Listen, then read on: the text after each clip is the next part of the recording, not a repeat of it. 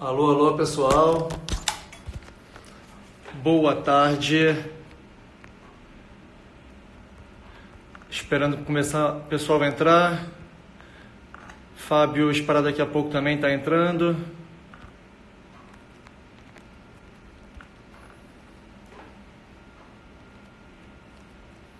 E aí, pessoal? Vão dando para mim um ok se vocês estão conseguindo me ouvir.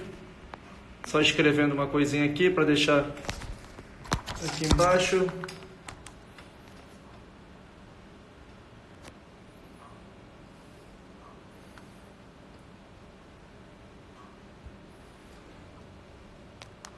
Maravilha, pessoal.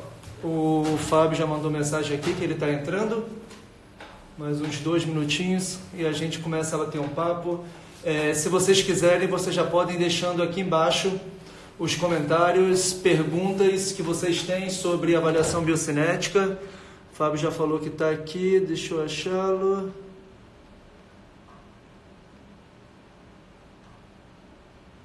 Ué, cadê?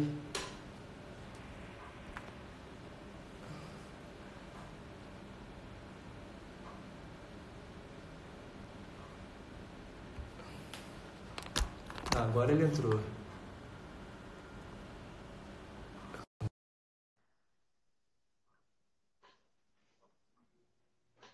Então, como eu estava falando, deixa aqui as perguntas de vocês sobre o que vocês querem saber um pouco sobre avaliação. Fábio ao vivo com a gente. E Fala aí, aí, meu amigo? bem? Tudo ótimo contigo? Tudo certo, trancado em casa, na quarentena. É isso aí, todos nós, né? É isso aí, nossa hashtag Fica em Casa. Começando mais uma live, a gente tem batido papo com bastante gente. Hoje é um prazerzão bater um papo sobre avaliação biocinética com um grande especialista, nosso ex-presidente da SONAF, um cara que tem revolucionado a fisioterapia. Fábio, muito obrigado, o pessoal está entrando aí. Já pedi para o pessoal deixar as perguntas aqui enquanto a gente vai começando o nosso bate-papo, que aí você vai puxando, a gente vai puxando durante a nossa live. Beleza, Gu. Pô, primeiro te agradecer, né, o convite. Eu acho que a iniciativa da gente se encontrar numa live, a gente conversou no WhatsApp essa semana, disse, cara, vamos fazer uma live nós dois? Vamos. E na hora a gente topou e a gente está sobre o que a gente vai falar, né? E aí surgiu a necessidade, vamos falar sobre avaliação biocinética e como ela faz diferença na avaliação. E aí, quando eu comecei a gente começou a montar o croquis, eu e o Gustavo, eu disse assim, cara, isso é uma pergunta que eu tenho. E aí eu já queria puxar a live. Né? Eu sei que a live é uma live da biocinética, eu sei que é o Gustavo que normalmente... A live é nossa, sempre. Normalmente toca. É mas nossa, minha, é tua, de todo mundo. Eu sou convidado, embora eu seja também membro da equipe da biocinética, já fazendo a minha análise de conflito de interesse aqui já de primeira, né? Então eu também sou parte da equipe biocinética. E assim, eu tenho essa pergunta, né? A pergunta do título da live é: como a avaliação biocinética pode ajudar na minha avaliação? Como o exame 3D biocinético pode fazer diferença? Eu vou te fazer uma pergunta e a gente vai discorrer em cima disso aí, porque eu estou vendo um monte de gente boa entrando aqui na nossa live, né? Pessoas boas, fisioterapeutas experientes, caras que já trabalham com esporte, profissionais de educação física, enfim. Tem o médico, o Vinícius entrou agora. Isso, boa também. Eu vi o Matheus, que é fisioterapeuta da Seleção Brasileira de Vôlei, entrou aqui agora também. Então, assim, eu sou um cara rodado, né? Eu não sou velho, assim como o Gustavo também não é velho, a gente não é velho, a gente é rodado, né? Sou um cara que me considero um cara com bom olho clínico para avaliação, né? Um cara que consegue avaliar, que tem uma capacidade de identificação disfuncional boa, que consegue discernir o que é uma biomecânica normal do que é uma biomecânica normal. Mas assim, Gustavo, tem coisa que eu não consigo enxergar. Eu vejo os posts da biocinética que a gente vem postando constantemente e tem várias alterações que ali estão que se eu tivesse que olhar no olho nu, eu não conseguiria. E eu vejo isso nos exames que o Ricardo faz aqui, que manda pra gente, que você manda pra gente, enfim, que são muito diferentes do olhar clínico, né? O nosso olhar clínico ali do dia a dia, do tato com o paciente e tal, é uma coisa. Agora, quando você tem o exame biocinético, com os biomarcadores e tal, o negócio muda de caminho e eu tenho certeza absoluta que isso faz toda a diferença na hora da definição da conduta. Então, eu queria que tu falasse um pouquinho sobre isso, Gustavo. Como que, de repente, para mim, um fisioterapeuta que já tem uma certa experiência, que tem um bom olho clínico, isso vai fazer a diferença? Fábio, essa talvez seja uma das perguntas que o pessoal mais faz. E a grande questão da avaliação biocinética é que ela aumenta a tua acurácia diagnóstica funcional. A partir de dados quantitativos, a gente para um pouco do eu acho. Parece que eu tenho isso, parece que eu vi isso.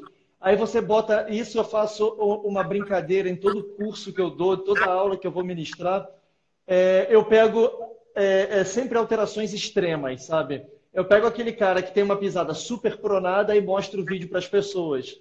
Aí as pessoas falam, tem uma pisada pronada.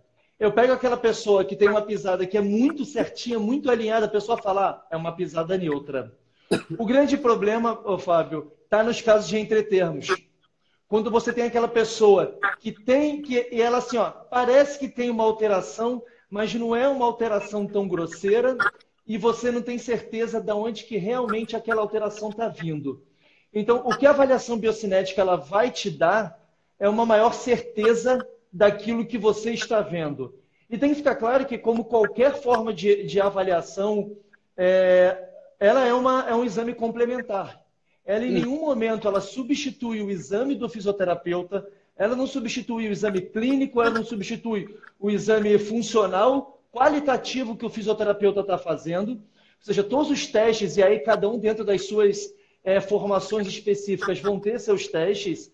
O que a biocinética vai te dar é uma informação quantitativa do movimento e associada a isso, quais são as causas físicas que estão ligadas a essas alterações. A interpretação do exame, ela continua sendo do fisioterapeuta, do profissional que está interpretando, que está lendo esse exame. Sim. Não, eu acredito muito nisso, sabe? Porque eu estou falando de mim como um físico, digamos assim, mais calejado, né? Eu estou vendo o Ale batendo palma pra gente aí no querido Ale Cavalieri, um beijo para ti. Tá lá em Portugal, deve estar trancado em casa também. Então, assim, eu vejo isso, logicamente, eu sou um cara mais calejado, um cara que já tem mais prática clínica, mas eu vejo isso como, cara, um diferencial muito legal para o cara que está começando agora. Porque, assim, eu hoje tenho uma facilidade maior de identificação disfuncional que, com certeza, eu não tinha 10 anos atrás. Por mais que, de repente, eu estudasse o mesmo tanto. Né? A gente vai aprendendo, né? Vai estudando, vai identificando, de repente, algum tipo de variáveis associadas ao aparecimento de lesão, enfim. Mas a gente não... tem coisas que a gente não consegue ver.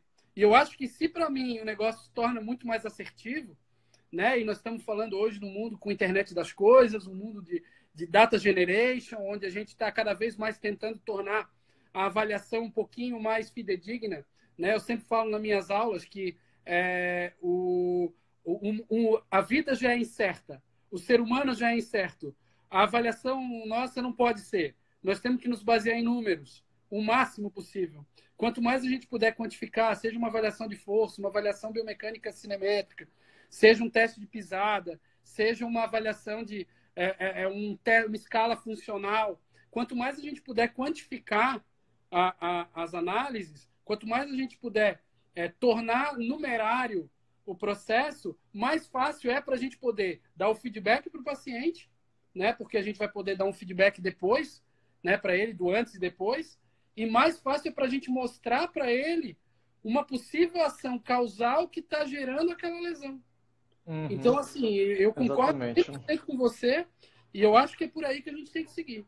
E você sabe, Fábio, tem uma coisa que eu sempre discuto, que essa experiência que você falou, esse conhecimento que você adquiriu durante a vida, ela é pouco reprodutível para as outras pessoas porque foi a sua vivência e ela demandou tempo. Ela demandou você bater muitas vezes a cabeça, você errar, você acertar, você errar, você acertar, e a partir do momento você vai, obviamente, você foi refinando a sua forma de olhar o movimento dentro daquilo que você acredita. E, obviamente, com o tempo, você foi refinando, se tornando muito mais acurado. Eu gosto sempre de fazer uma analogia quando eu faço quando a gente fala sobre isso, o porquê que a gente não deve focar somente nossa avaliação, nossa tomada de decisão em avaliações qualitativas. Eu sempre fico brincando, eu faço uma analogia com a cardiologia. Imagina, Fábio, se você hoje vai no cardiologista e cara, você sentiu uma pontada no peito, você não sabe o que é. Você vai no cardiologista, o cardiologista faz uma ausculta, ele bate um papo contigo, ele te coloca para correr, faz uns testes de esforço máximo sem nenhuma instrumentação. Você se sentiu bem? Não, pareceu que está tudo bem, mediu sua pressão. A pressão não subiu muito durante o teu exercício, subiu normal durante o exercício. Depois ele mediu depois fez de novo a parte toda e aí ele falou assim, olha, pelos exames que eu fiz aqui, pela minha experiência, eu acho que você está com um coração bom.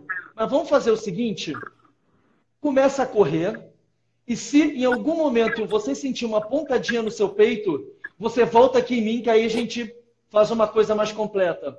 Você acreditaria nesse médico? Jamais. Você iria realmente correr com essa conduta? Não, de forma alguma, né? O grande problema, Fábio, é que na maioria das vezes nós, na ortopedia, não trabalhamos com vida e morte diretamente na fisioterapia ortopédica. Mas, infelizmente, a gente aleja o nosso paciente que ele só vai saber que a gente que alejou daqui a muitos anos quando ele tiver uma artrose. E assim, Gustavo, só para somar no teu raciocínio, a gente sabe que o exercício físico hoje é uma variável fundamental para a prevenção de morte. Sim. Né? Tem vários estudos que falam isso. Para prevenção de doença crônica, para prevenção de morbidade e mortalidade. Então, às vezes, uma lesão tira a aderência do cara, faz o dropout no exercício e o cara deixa de fazer o exercício que vai prevenir o infarto daqui a 30 anos. Pois é. Então, assim, essa analogia, que é exatamente dentro desse pensamento, essa analogia que eu faço, para mim é muito a nossa forma de intervir ainda hoje. A gente faz um teste de força manual, que ainda é feito na maioria dos lugares assim, e você hoje tem investido no desenvolvimento de tecnologia para a gente parar com essa história de teste manual de força. Isso não é reprodutível na ortopedia. Na neuro já é bem razoável quando você pega paciente que você tem nível 2, 3, tá bom. Mas ainda assim, quando você pega paciente com nível 5, você classificar como 5 mais, 5 menos, difícil, a literatura não suporta. Segundo ponto, o nosso olho ele tende a ser enviesado para aquilo que a gente acredita. Isso é inevitável, isso faz parte do comportamento humano. Isso não tem jeito.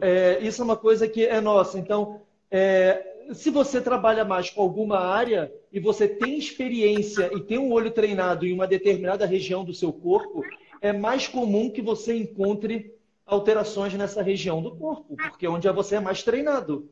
Sim, claro. Como a gente faz um exame que ele é quantitativo, que ele te dá números, e você toma a decisão a partir de números, você tende a reduzir o seu viés de confirmação. Então, esse para mim que é o grande ponto, a gente entrando na área da tecnologia, uma das coisas, eu gosto muito de estudar tecnologia, quando você vai ler os textos do MIT Business Review, quando você vai ler os textos da Harvard Business School, a discussão deles não é que a tecnologia vai substituir as profissões. Isso já é um pensamento retrógrado. Na verdade, o que vai acontecer é o profissional que, se não se adequar às tecnologias emergentes, esses sim vão ficar de fora. E é esse que é o ponto que, para mim, ele é um diferencial. É como que o nosso profissional pode se habilitar a utilizar uma avaliação quantitativa em prol dos pacientes dele. É complicado, né? Porque, assim, hoje em dia, no mundo atual, cara, hoje não tem como tu ficar fora do processo, né? Eu sempre falo, eu dou aula há 15 anos, né? Que eu dou aula para graduação. Ano passado eu fiquei um ano sem dar aula para graduação, esse ano eu voltei. Cara, é totalmente diferente a fisioterapia da época que eu me formei, que eu fiz mestrado, eu sempre falo isso. O Gustavo é especialista em cinemetria e eu fiz a minha dissertação de mestrado em cinemetria, né? Lá em 2007. Eu conto para ele, para o Ricardo, enfim, o que a gente tinha que fazer Eu Eu não sou trabalhava já em totalmente 2007 com diferente. cinemetria, eu sou também Eu estava velhinho. falando que eu tinha que fazer análise quadro a quadro. Você é do esquema Sim. também. Manual. Abria quadro a quadro, manual, marcava pontinho, né? Câmera de 60 Hz. Eu brinco para os meus alunos que celular hoje filma em 240 Hz. Nós tínhamos câmeras de alta velocidade que filmavam mais do que o dobro da velocidade do olho humano. Era esse que era o slogan, que era 60 Hz. Hoje, qualquer câmera de celular filma 240. As câmeras hoje dos nossos sistemas, É. né, tanto da Vicon quanto da Qualys, filma a 1000 Hz, se precisar, mais do que isso. Então, a precisão da análise muito mais hoje em dia, os números são muito mais claros, é muito mais fácil de fazer, né? Então, assim, não tem mais desculpa. Eu vendo hoje o Ricardo fazer uma avaliação, eu sentando e tratando os dados com ele, em 5 segundos ele faz uma execução lá, um processamento de dados, e o negócio é muito mais fino, né? Então é muito mais legal, muito mais palpável, e hoje eu acho que essa ferramenta, né, no mundo do fisioterapeuta, do profissional de educação física, do médico, hoje, é uma ferramenta fantástica. Sim, não, vamos fazer a brincadeira com o pessoal aqui. Só o pessoal entender como é que a gente tem evoluído, isso que o Fábio falou. Eu vou desabilitar os comentários aqui, Fábio, só para o pessoal conseguir ver o vídeo, que eu não sei se. Acho que não vai ficar na frente, não. Se ficar, vocês me avisam, tá? Eu separei aqui um laudo, um exame bacana. Esse aqui é um paciente, um atleta, jogador de basquete profissional. Ele relata dor nos isquios tibiais, principalmente lado esquerdo, e panturrilha esquerda, tá? E aí a gente fez uma avaliação biocinética nele. Eu vou passar primeiro na velocidade normal e vou passar o primeiro teste, vou passando de um em um. E eu Testando o queria que olho da turma. eu quero ver que o pessoal que está assistindo a gente comente aqui embaixo o que vocês estão conseguindo ver de alteração. Vai ficar passando um tempo aí, vamos lá. O que vocês conseguem ver de alteração no plano sagital dessa passada?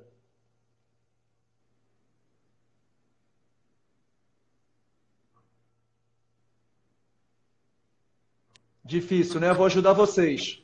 Vou botar em slow motion para ficar um pouco mais fácil, que isso aqui já não é um recurso tão simples que o olho tem.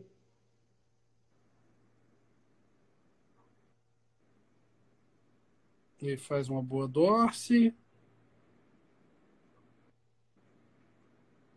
Caída do quadril em qual plano? Plano frontal? A gente está vendo só plano sagital. Vamos lá, Karen. Depois a gente discute plano frontal, mas vamos tentar focar bem nas alterações equilaterais. Uma retroversão pélvica, Aí a parece. gente começa a chegar. Boa, Fábio, vamos lá. Eu vou parar lá na frente agora. Vamos parar lá agora. Olha que legal, a gente consegue Olha parar. aí. O que a gente consegue ver bem claro? Um tilt posterior da pelve, Uhum.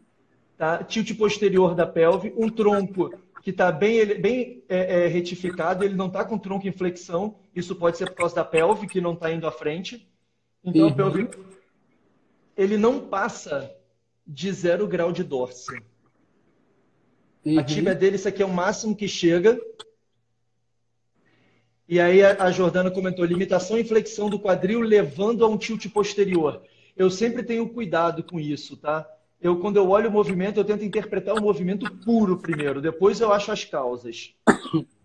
E olha só, então aqui é muito legal que ele não dobra tanto o joelho, ele não chega em 90 graus, que eu queria que ele chegasse, é o objetivo do teste, ele não consegue fazer essa passada, Fábio, a 90 graus. Atleta de Uhum. basquete profissional, tá? E como a patela dele faz uma báscula também, né? Aí a gente vai ter que ver do plano frontal para ver se tem alguma coisa importante. Vamos lá. Vamos ver agora plano coronal. Vamos colocar, já vou deixar em slow motion para ajudar vocês. Tá passando, vamos lá. Aí tá avançando. Faz drop pélvico, pessoal. Ou seja, tem uma queda da pelve. Faz. Faz Faz. medialização do joelho. Faz e roda também. Isso Vamos de explica novo aqui, ó. bastante. Vamos parar aqui. O joelho medializa, tem o que a gente chama de valgo dinâmico.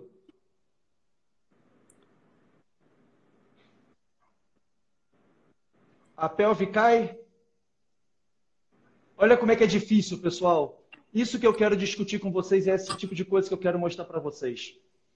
Não são achados fáceis de vocês verem a olho nu. Esse drop pélvico que vocês estão vendo aqui, por exemplo, é um drop pélvico que está dentro de uma normalidade. É normal esse drop acontecer. Por que que esse drop ocorre? Um, por causa de quadril, mas dois, por causa desse ilho psoas aqui da perna direita, que quando a perna está estendendo, esse ilho psoas puxa essa pelve para baixo. Não é por fraqueza. Mas isso aqui é um drop pélvico normal e ele não faz medialização do joelho. E aí o Leandro falou, isso ele faz. Um tilt lateral do tronco. Ele joga bastante para o lado de lá para tentar equilibrar o centro de gravidade.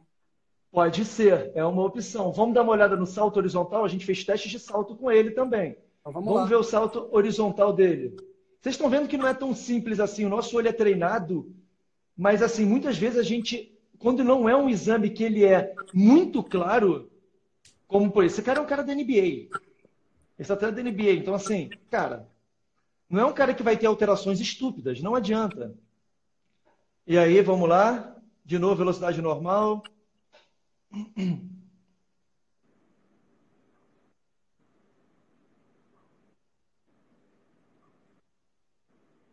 Vamos parar de novo, vou mostrar para vocês de novo. Primeiro, muito pouca flexão das articulações, mas ele leva o tronco à frente. Agora, olha que barato quando ele aterrissa. Ó. Olha a pelve. De novo, Fábio. E como ele não usa a dorsiflexão do tornozelo. De novo, né? Ele tem uma dificuldade para de carga, né? Perfeito, perfeito. Ele não consegue jogar a pelve à frente e o tronco à frente, também não consegue fletir. Ele não consegue aterrissar agachando. E vamos olhar de frente agora. Olha só o tronco dele de novo na aterrissagem. Tanto na propulsão, repara a propulsão, ó, inclinou a lateral, quanto na aterrissagem, inclinou lateralmente. Os mesmos achados que a gente teve na passada. E agora vamos para o salto vertical? Mesma coisa, vamos botar na velocidade normal. Vamos começar aqui pelo plano frontal dessa vez. Olha o tronco dele, vamos colocar em slow motion. Como ele busca o tronco o tempo inteiro no lado ipsilateral para poder se manter equilibrado, né? Só que repara... Tem uma dificuldade de controle dinâmico terrível. Só que aí ele faz valgo dinâmico. Não faz valgo dinâmico, não tem medialização. Faz drop pélvico, não faz drop pélvico. Mas será que ele não faz isso aqui tudo porque ele está compensando com o tronco? Como ele jogou o tronco para o lado, ele acaba reduzindo o braço de alavanca do glúteo médio. E aí a gente consegue manter uma pelve neutra e um joelho alinhado? E olha como ele está rodando. A pelve parece estar rodada. Tá, olha aqui. Você consegue fazer isso, né? Porque exatamente. O tronco está rodado e a pelve está rodada. Ele compensa com tronco e pelve de rotação pelo mesmo motivo, olha só. Olha como é que a pelve dele, cara, quando ele termina, ele não consegue agachar de novo, sabe? Olha. Quanto que ele agacha para saltar verticalmente? Tão pouco, cara, tão pouco. Olha a potência dele. E aí a gente pega um atleta desse aí, uma tendinopatia patelar, por exemplo, e fica tentando buscar alterações, né? Buscando alterações ou achados clínicos que a gente não vai conseguir achar estaticamente, muitas vezes, né? E esse que é o legal desse exame. A partir desse exame, o que a gente identificou? Ele tem dificuldade para fazer dorse e ele tem dificuldade para absorver. Ele tem uma pelve em tilt posterior, uma retificação lombar e faz uma inclinação lateral do tronco. O que eu vou fazer a partir daí? A partir daí, o que a gente vai fazer... responde para o Márcio aí, que é o sistema da Vicon. Por favor, Fábio. O que a gente vai fazer a partir daí? A partir daí, o que a gente vai fazer é identificar o que esse cara tem de alteração física que justifique esse movimento. Porque a partir da avaliação biocinética eu vou por dois princípios, Fábio. Eu vou tentar entender se esse cara ele tem... se essa alteração de movimento ela é única e exclusivamente neuromuscular funcional, ou seja, se esse cara tem um movimento ruim, uma representação corporal ruim, ou se esse cara tem uma alteração de movimento relacionada a encurtamentos, relacionada a fraquezas musculares. E é isso exatamente que a avaliação vai nos possibilitar. O que a avaliação vai nos possibilitar é identificar com uma precisão muito grande essas alterações de movimento. Eu acho que tua câmera inverteu aí, Fábio. Pois é, eu estou tentando ver aqui. Ela vai identificar as alterações. Meu filho aqui. Falando nisso, antes que eu termine a live, eu preciso dar parabéns para minha filha, que está de aniversário hoje. Então, parabéns para a Laís aí. Deixa eu não sei o que eu estou fazendo. Opa, pronto, voltei. Então, você entende, Fábio? Eu trouxe esse exemplo porque esse não é um exemplo muito fácil, cara, da gente olhar as coisas se a gente não tem um grau de precisão muito grande. Porque é difícil, a maioria das vezes a gente ainda faz ali uma avaliação que principalmente faz com cara de roupa, então nunca ninguém conseguiria ver aquela pelve com tilt posterior. Raramente a gente faz uma avaliação com a pessoa só de sunga ou só de short esportivo, biquíni, tops. Então a gente papa muita mosca. E muitas vezes a gente ainda foca em alterações clássicas. Exemplo, a maioria das pessoas ainda discute valgodinâmica ao excesso. Então todo mundo fica olhando para ver se o joelho vem para dentro. Aí o cara, não faz valgodinâmico. Mas será que ele não fez um valgodinâmico porque ele está compensando com o tronco, que é o que chama de Duchenne compensado na neurologia? Sim, se ele corrigisse é isso aí. Se ele corrigisse o tronco, talvez o joelho entrasse. Uhum. O Matheus perguntou, foi muito parecido, só que um pouco menos, tá? Um pouco menos intenso, mas foi muito parecido. Legal. Então, esse para mim é o legal. Agora, olha que interessante. Quando eu complementei com os testes físicos, Fábio, a gente identificou que ele tinha um encurtamento ativo dos posteriores de coxa, passivamente ele não tinha. Quando a gente media passivamente, o posterior ele tinha boa mobilidade, só que ativamente ele não tinha. O que diferencia completamente o nosso trabalho. Sim, porque não adianta você trabalhar só com manipulação, mobilização, ganho de alongamento, você vai ter que trabalhar com técnicas ativas, de exercício, que é uma coisa que você fala muito no teu curso. Exercício excêntrico, por exemplo. Sim. Sim. Então, faz toda a diferença, né? Porque se você tem a noção exata de qual é o parâmetro, né? Se o parâmetro é um parâmetro estático ou um parâmetro dinâmico, você vai optar ou pela mobilidade ou você vai optar pela força, né? Seja ela exatamente, enfim. Então, eu acho que é mais ou menos por aí o caminho e eu acho muito interessante. Gustavo, antes da gente... estamos com meia hora de live já e tem galera, o pessoal que de repente vai querer fazer pergunta pra gente. Pode ir fazendo, tá, pessoal? Façam perguntas, viu? A gente usa muito dentro do consultório clínico, hoje, aplicativos de celular, né? Hoje em dia, você tem um monte de aplicativos de celular que permitem um monte de coisas legais, aplicativos que transformam o celular em inclinômetro, aplicativos que transformam o celular em... O próprio SPTEC nosso usa o aplicativo de celular. Então, hoje, os gadgets, né, eles tornam a nossa vida muito mais fácil. E dentro dos aplicativos celulares, tem os aplicativos que fazem análise de movimento. Né? Tem aplicativos como o UberSense, né, que é um MyTechnique, né, o Coach My Video, enfim, que permitem algum tipo de observação que eu acredito que é muito mais, embora te dê um ângulo ali, algo muito mais prático, clínico, do que propriamente exato e biomecânico. Eu queria que, de repente, tu pudesse falar para a gente um pouco mais sobre a diferença dos dois e o que de repente, o exame 3D ele se diferencia de verdade desse exame mais do dia a dia, mais prático, que a gente acaba fazendo com esses aplicativos de celular. Excelente, Fábio. Muito legal. Vamos lá. Vamos diferenciar, então, rapidamente um exame 2D de um 3D. Um exame 2D, ele depende, a tua interpretação do movimento, a tua medida do movimento, ela depende do plano que você está. Ou seja, se você estiver olhando de frente, você está me avaliando de frente, você só vai conseguir avaliar os meus movimentos do plano coronal, o plano frontal, como vocês quiserem chamar. Que é o que a maioria do pessoal faz, né? Isso, só que se eu tiver com uma pequena rotação e eu fizer os movimentos no plano frontal, isso gera o que a gente chama de erro de perspectiva. Você vai continuar sendo capaz de medir os ângulos e o grande problema é que você vai medir ângulos que não são reais. Em 2018, o Thiago Jambo, que é um fisioterapeuta da Marinha aqui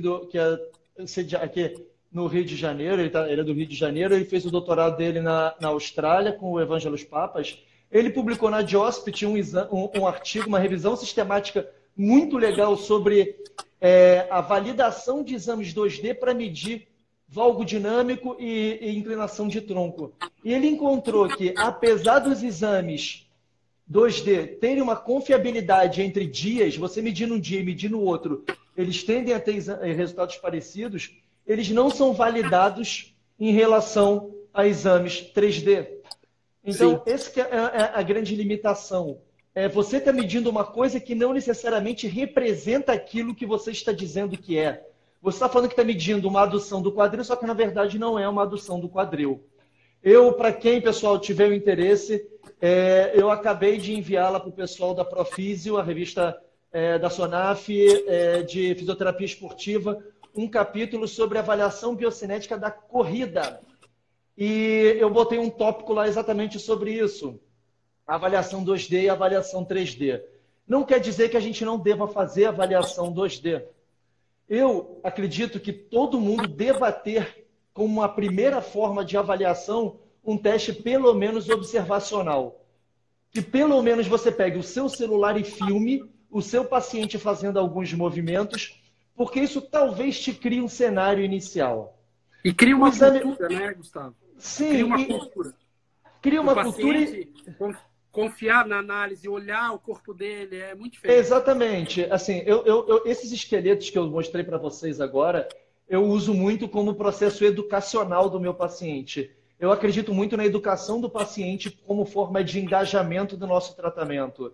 E eu acredito que para o paciente se engajar de forma real, ele tem que internalizar os reais problemas que ele tem, as principais coisas que a gente vai ter que trabalhar. Seja no aspecto físico, funcional como esse, seja no aspecto psicossocial, como também é possível. Isso não quer dizer que a gente está substituindo nada, pelo contrário. Mais uma vez, complementar, pessoal. Então, a grande questão do exame 2D é principalmente você ter cuidado em fazer uma avaliação e você fazer essa avaliação garantindo que o paciente está nesse plano de movimento. Agora, como você comentou, nesse atleta que eu acabei de mostrar para você, Fábio, você identificou que ele tinha uma rotação pélvica. E essa rotação pélvica dele gera uma interferência na tua medida 2D. Sim. Então você acaba medindo uma coisa que não é uma medida real. Então essa aqui para mim assim, ó, é a principal limitação e não quer dizer que a gente não deva fazer. O meu grande perigo pessoal, a gente tem que tomar decisão de tratamento baseado em exames validados. Cuidado! Você ler os artigos que mostram que existe uma correlação significativa entre o 2D e o 3D, não quer dizer que o 2D seja validado. Vocês sabem que para uma amostra grande, ou seja, acima de 30, 40 pessoas, uma correlação menor do que 0,3 já pode dar significativa. Hoje, a maioria dos estudos que mostram a correlação entre 2D e 3D é uma correlação abaixo de 0,60, que é considerada uma correlação moderada para fraca. Um instrumento que tem uma correlação dessa com o outro, ele não substitui o outro. Então, cuidado com a leitura de vocês e cuidado com que o Léo Costa sempre brinca disso, né? Leiam o paper inteiro. O que está escrito no abstract não quer dizer necessariamente que os dados dele estão dizendo. Então, tenham muito cuidado com essa questão de validação, porque as pessoas querem, muitas vezes, induzir um pensamento à força na cabeça de vocês. Eu sempre falo que correlação de 0,6, 0,7 é nota 6, né? Eu sempre falo, você quer uma coisa nota 6, em relação ao outro é uma nota 6. Não é a mesma, se fosse uma correlação nota 10 entre os dois lados, deveria dizer, ó, isso espelha, essa avaliação espelha a outra, e a gente sabe que não é, né? Quem aqui faz algum tipo de calibração em análise 2D? Ninguém faz, né? No máximo, logicamente, quando você faz uma análise 2D, usando o Dartfish, coloca em tripé, usa a câmera, você pode até fazer uma calibração. Agora, essa situação que a gente tem de filmar com o celular, ninguém calibra nada, né? Você faz uma análise muitas vezes com o teu paciente, com outro paciente andando atrás, espelho no fundo, né? Luz, a iluminação da clínica mesmo. Então, é totalmente diferente de uma análise 3D. Se permite uma situação, uma situação muito mais, digamos assim, muito mais palpável. Exatamente. Respondendo aqui algumas perguntas, o Regis perguntou antes se é possível pegar alguma disfunção de membro superior, proximal e distal. Sim, nós temos um protocolo de avaliação escápulo-torácico. É um protocolo validado para você medir a escápula 3D. Quem tiver interesse, dá uma olhada, assistir um pouco mais disso. Eu tive uma live ontem com o ortopedista Rafael Pita. Está no nosso YouTube. Tá? Bota lá Biocinética, Laboratório do Movimento. Eu lancei a live inteira lá. Outra pergunta do pessoal foi... Inaê, depois a Inaê perguntou, me pede por direct que eu mando o paper para você. Quem quiser esse paper do Jambo, eu mando. O Matheus perguntou. Matheus, pode. Pode. A fadiga, a gente não sabe muito bem como a fadiga interfere no nosso movimento. Eu, Gustavo, não acredito nesses protocolos de fadiga que o cara vai lá, faz um teste de salto, depois ele faz fadiga no isocinético, fadiga na cadeira extensora e depois ele volta para fazer o teste de novo. Fadiga é um aspecto que é muito complicado e por isso que eu hoje em dia não avalio em fadiga. Por quê? A fadiga, você tem fadiga central, fadiga periférica. Você tem fadiga física, que vai entrar em aspectos neuromusculares, e fadiga psicológica. Exemplo, numa maratona, é muito maior uma fadiga psicológica do cara estar ali com medo de quebrar, o cara está tenso. Numa Olimpíada, a fadiga psicológica ela é muito grande, a pessoa em estresse, isso gera erros. Então, assim, quando você fala que você vai garantir que aquela alteração de um movimento foi devido à fadiga física, eu tenho um pouco de cautela, por isso que eu prefiro não usar. Não quer dizer que eu não acho importante. O grande problema é que eu não coloco, isso é uma regra para todo mundo, não coloquem na sua avaliação variáveis que você não tem como controlar. Isso é um dos grandes erros, porque você não sabe se o resultado está vindo daquele jeito por causa da falta de controle daquela variável ou por causa daquela variável em si. A gente quando começa a estudar, né? Porque vai fazer metodologia da pesquisa no doutorado, a gente sempre lembra de variável de controle, né? Exatamente. De controle, tem coisas que você não consegue controlar, como, por exemplo, a alimentação do cara. Você não consegue controlar. Então, assim, a mesma coisa funciona para o nosso caminho também, né? O Renan está perguntando ali se a mesma analogia serve para dinamometria isométrica e isocinética. É um pouquinho diferente, Renan, porque, assim, existe uma correlação muito maior entre dinamometria isométrica e isocinética. Né? Então, não é algo como 0,6, é algo acima de 0,8, 0,9, muitas vezes, dependendo. Tem e não só isso, né, Fábio? A gente não está discutindo no dinamometria isométrica, em nenhum momento a gente discute força excêntrica, o torque excêntrico, o torque concêntrico. A gente discute o seguinte, a correlação que existe do isocinético para o isométrico é o pico de torque que vai acontecer num determinado ângulo. Então, isso, assim, índice de fadiga não serve... impulso mecânico, trabalho mecânico. Não.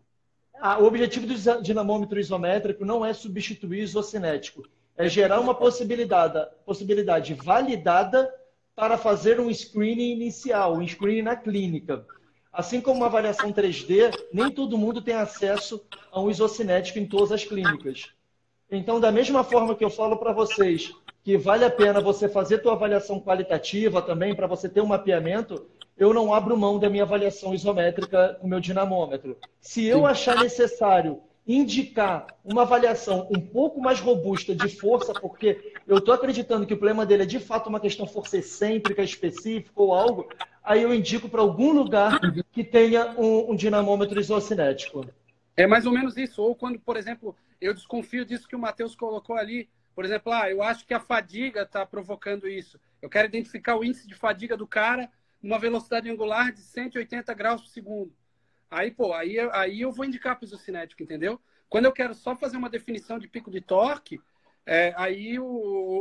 para poder identificar um desequilíbrio de força entre os dois lados, para mim o dinamômetro isométrico é mais do que suficiente para isso. É isso aí. E um abraço aqui para o Fábio, grande Fábio Costa, amigo médico de Salvador, gente boníssima. Vamos lá. Leandro, o Leandro perguntou aqui, essa pergunta é muito boa, hein, Fábio? Qual a opinião de vocês? Por que o paciente melhora a dor e função e não altera o padrão de movimento? É muito simples, as lesões elas são multifatoriais. O caráter complexo não é só o movimento. Um erro muito grande, eu sempre brinco, por que a avaliação biocinética que o nosso conceito biocinética, ele se diferencia de uma avaliação biomecânica convencional? Porque na nossa avaliação biocinética a gente não procura por movimentos errados. A gente não está procurando por movimento certo ou errado. Eu não estou entrando em discussão de que isso é uma disfunção do movimento que vai causar uma lesão.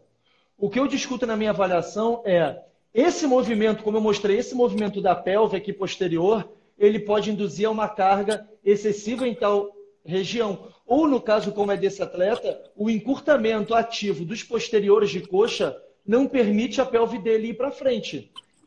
Então, muitas vezes, eu não estou preocupado em mudar o movimento. Eu não estou preocupado em mudar o movimento desse cara. A minha avaliação biomecânica não é focada em mudar o movimento. A biocinética não foca em fazer uma avaliação para mudar o movimento. A minha avaliação foca em fazer uma identificação de padrões de movimento e, a partir daí, identificar quais são as articulações e músculos que estão em sobrecarga. E eu complemento a minha avaliação com testes físicos de força, equilíbrio, flexibilidade, core, para saber se a balança está equilibrada. A demanda no quadril é alta, mas o quadril dele tem competência física para aguentar aquela demanda? Porque, exemplo, no surf, você é obrigado a fazer um valgo dinâmico para você entrar num tubo. Sim. Se você for olhar o movimento do surf e você falar, tenho que corrigir esse valgo dinâmico, o cara nunca mais entra num tubo. Sim, sim, sim. O que eu tenho que fazer com esse cara? Tornar o corpo dele competente o suficiente para ele fazer o valgo dinâmico. Para ele fazer um valgo dinâmico de maneira controlada. Ele ter um bom controle motor dentro daquele movimento. Exatamente. Então, muitas vezes, Leandro, o grande ponto é esse. A gente... na verdade, eu deixo a pessoa com o movimento dela, mas eu preparo ela para aquele movimento. Mudar um movimento é muito mais difícil do que vocês acreditam que de verdade é. A gente trabalhar... A gente...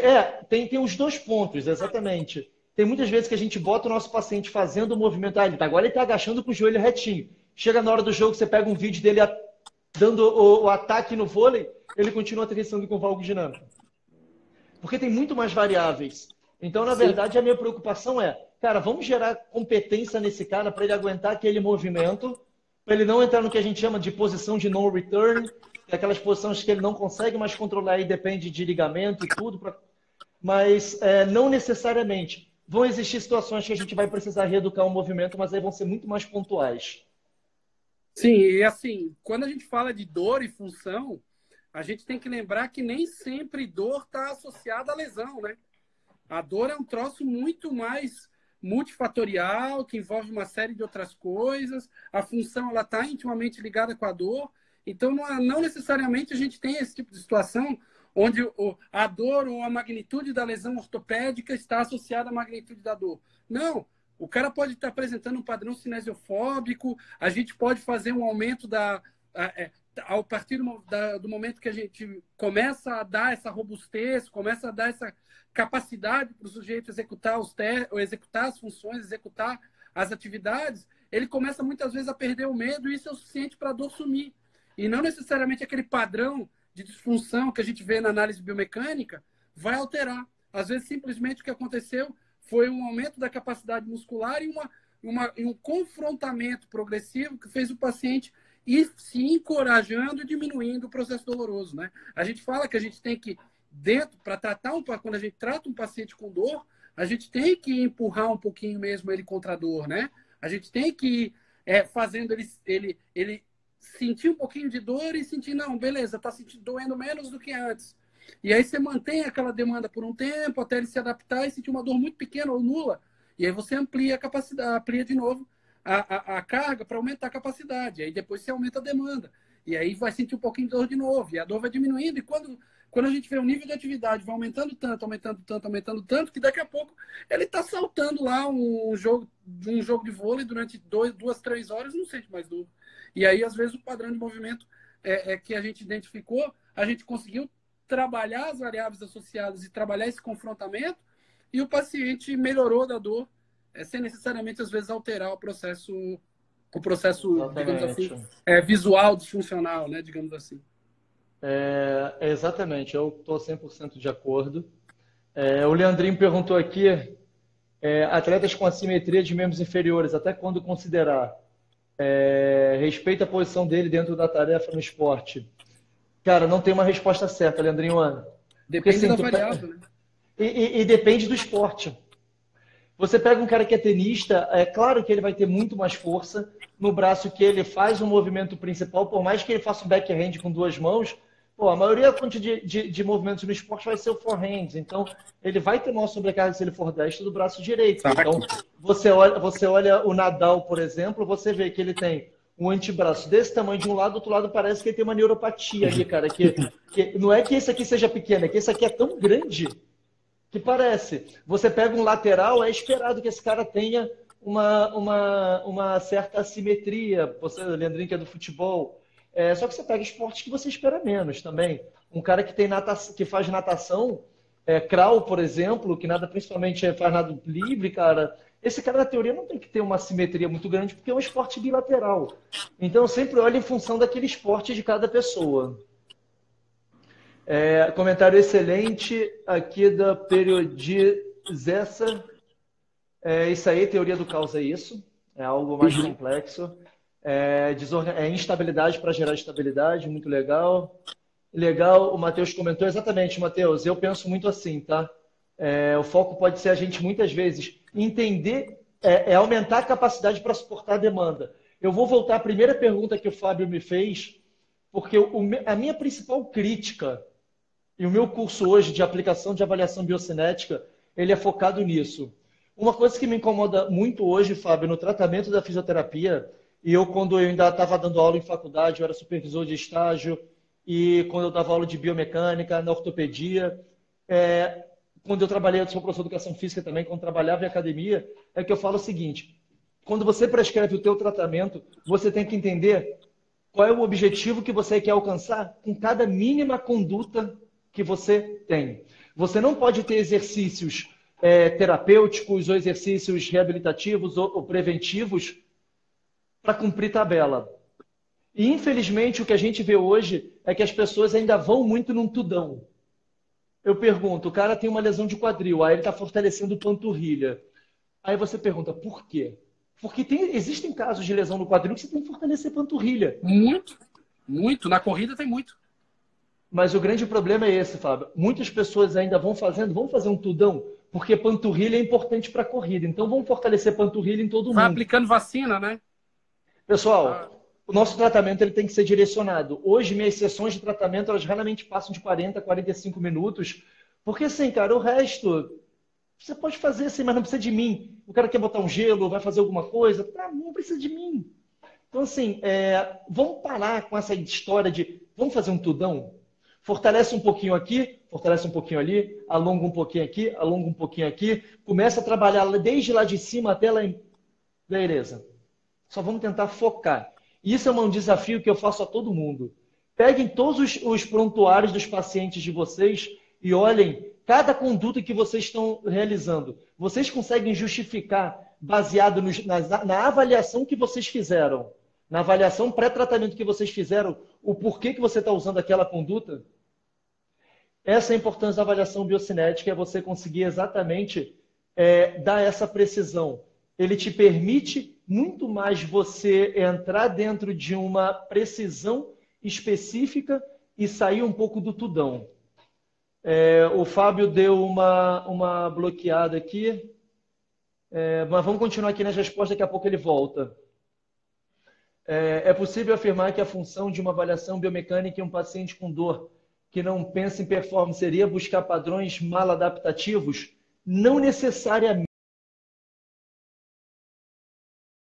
Quando eu faço uma avaliação, eu tento... pessoal, me dá um ok se vocês estiverem me ouvindo. O Fábio caiu. Se vocês estiverem me ouvindo, me dá um ok aqui embaixo, por favor, tá? A minha avaliação, quando a gente faz uma avaliação biocinética nos nossos laboratórios, a gente tenta identificar padrões de movimento que são indutivos daquele mecanismo de lesão ou são protetores.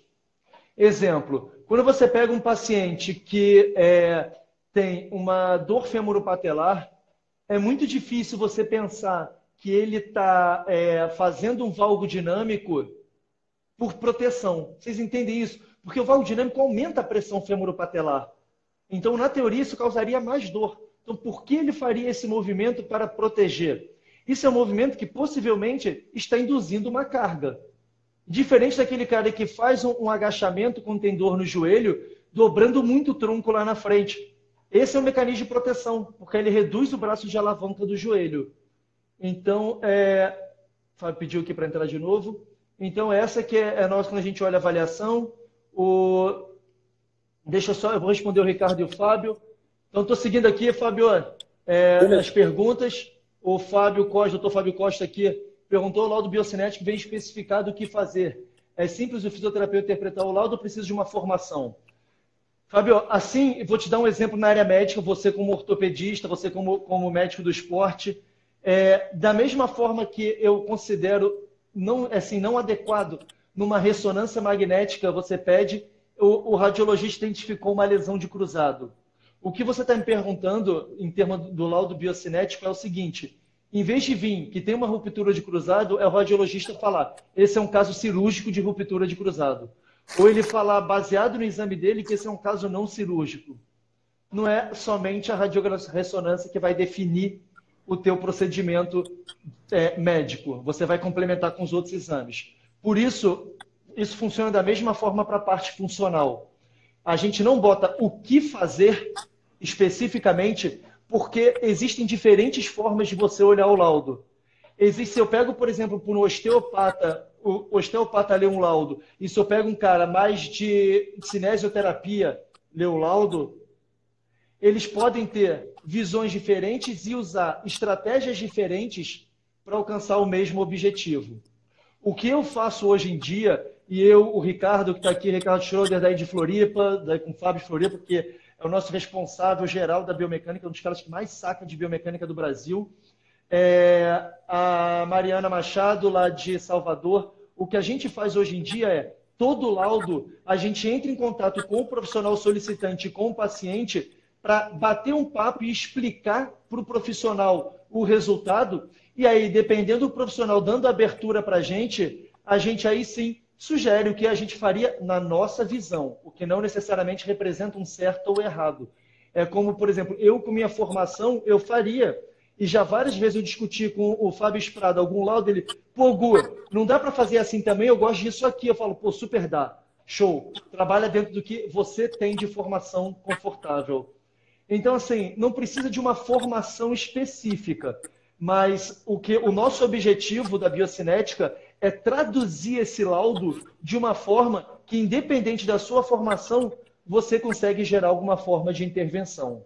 O mais legal é a gente poder tentar entrar em contato com o paciente, com o fisioterapeuta, ou com o médico, ou com o profissional de educação física, né? Porque a gente recebe também muitas vezes pedidos de profissional de educação física, treinadores, enfim, e explicar para ele mesmo. Tem cara que a gente manda áudio, que gosta que mande áudio. Tem cara que a gente escreve uma mensagem no WhatsApp.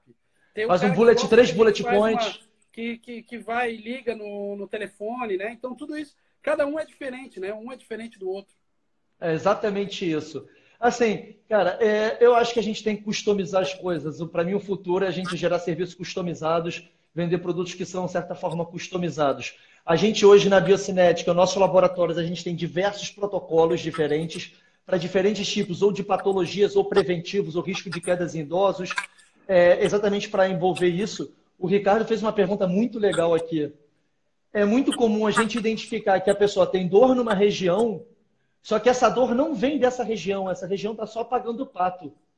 Exemplo, aquela pessoa que tem um pé plano, aquela pisada mais pronada, com o pé para dentro, só que quando ela está parada, só que às vezes ela paradinha, o pé dela, o arco dela é bem armado. Aí quando ela faz o movimento, ela faz um valgo dinâmico do quadril e essa medialização do quadril empurra o pé para dentro. Não adianta querer tratar o pé. Sim, e vice-versa. E vice-versa. Às vezes a pessoa tem um impacto femoroacetabular lá em cima e está com uma insuficiência de mobilidade dorsiflexora. Ô, Fábio, um aluno meu de mestrado aqui do programa de Engenharia Biomédica do Rio, a gente terminou o trabalho dele agora, encontrando que em corredores saudáveis não existe uma certeza entre... algumas pessoas têm um movimento que a gente chama de descendente, ou seja, lá em cima empurra embaixo, e outras pessoas embaixo empurram em cima. Não tem Sim. uma coisa assim. É bem o que a gente encontra de comportamento humano. Não existe uma receita de bolo. É nesse caminho que vai, por exemplo, um modelo de análise de movimento e de causalidade de lesão que da Natália, né? Da Natália, do pessoal lá do Sérgio Fonseca, enfim, dessa interação constante de agentes causais que vão gerar esse modelo complexo que é a lesão humana, né? A lesão do atleta.